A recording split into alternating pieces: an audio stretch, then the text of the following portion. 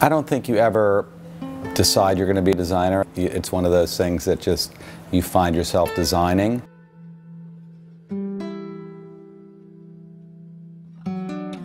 When I was 12, we moved to Mexico, and it was a pretty sudden transition. We moved from the Jersey Shore to Guadalajara, Mexico, which was the most surreal change you can imagine. Like, the way I could make friends with my new environment and the way I could understand my new environment was making things. Design was a way to mediate a world in which things happen beyond my control. We're doing work literally around the world, and in each case, we try and take something from that experience that we bring into our process. A wider range of artists and craftsmen, a wider range of cultural influences.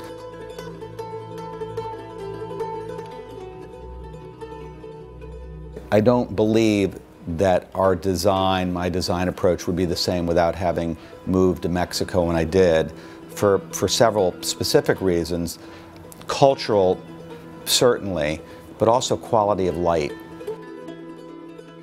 Kind of amazing sense of light bouncing off of a red wall or through a trellis, and it began a thought process of lighting and community. Lighting is an absolute critical element. It creates mood. Lighting also shapes form. It's been a core element for us in all of our work.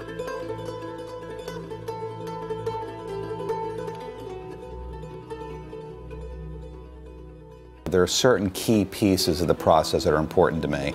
We do a lot of research. We try and extract a story.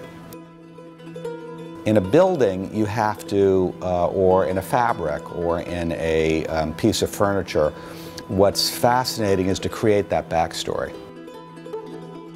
And that backstory can come from history, where the material is from. It can come from some unique element of the site. A lot of our work has been around texture and has been around pattern making, and has also been around the idea of craftsmanship. You know, we're capable of making things that are identical now with reproduction and machinery, but I like things that are unique as well, and where you can reveal the artist's hand in the making of the object or the place. In the fabrics that we're doing for Jim Thompson, part of the narrative is looking at all the incredible opportunities in terms of craftsmanship and texture, and using those in a rigorous, surprising way.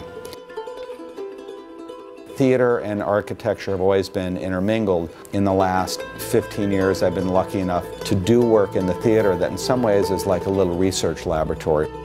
I think, you know, clearly as an architect, we're interested in creating places that last and places that make a significant impact. And I've always been interested and a student of ephemeral experiences that have an inverse relationship between duration and impact.